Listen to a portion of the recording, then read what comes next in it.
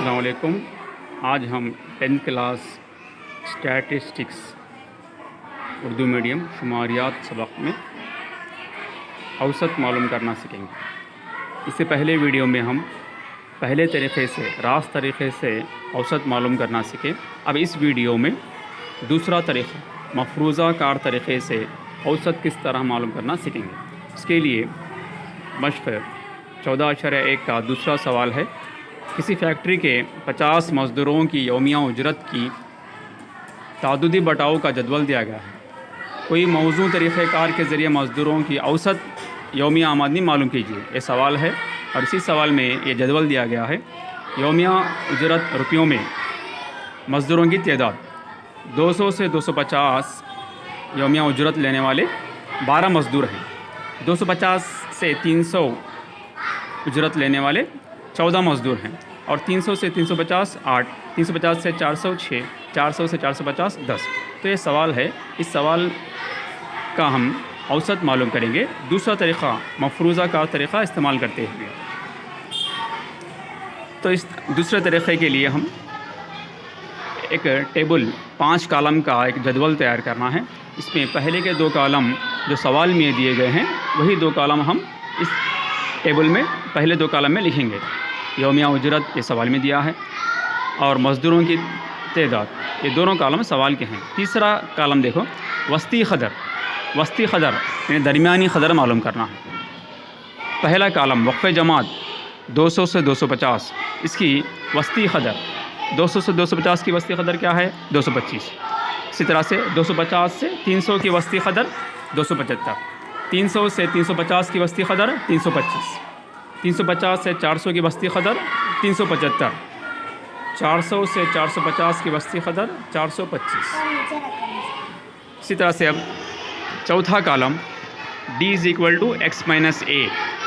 یہاں پر a دوسرے column کی پہلی قدر دوسرے کالم میں سب سے بڑی قدر کون سی ہے 14.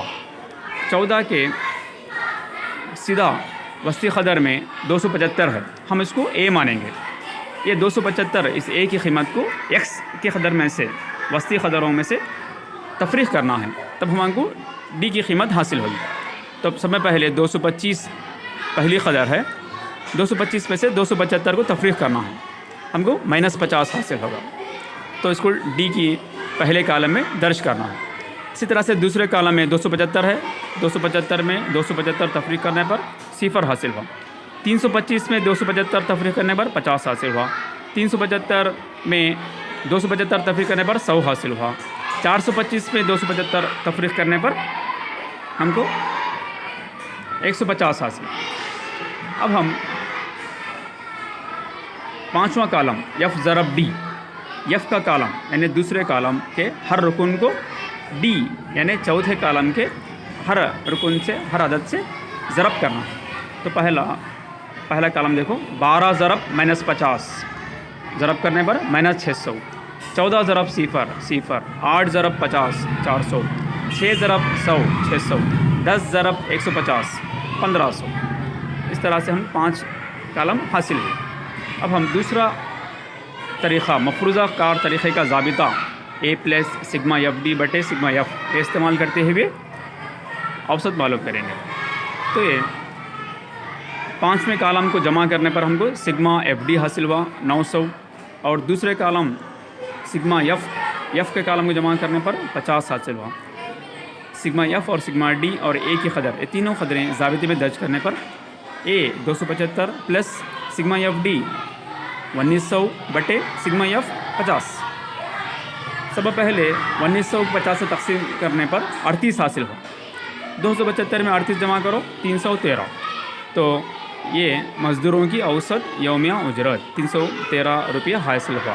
تو یہ اوسط معلوم کرنے کا دوسرا طریقہ مفروضہ طریقے سے ہم اوسط معلوم کریں. Thank you.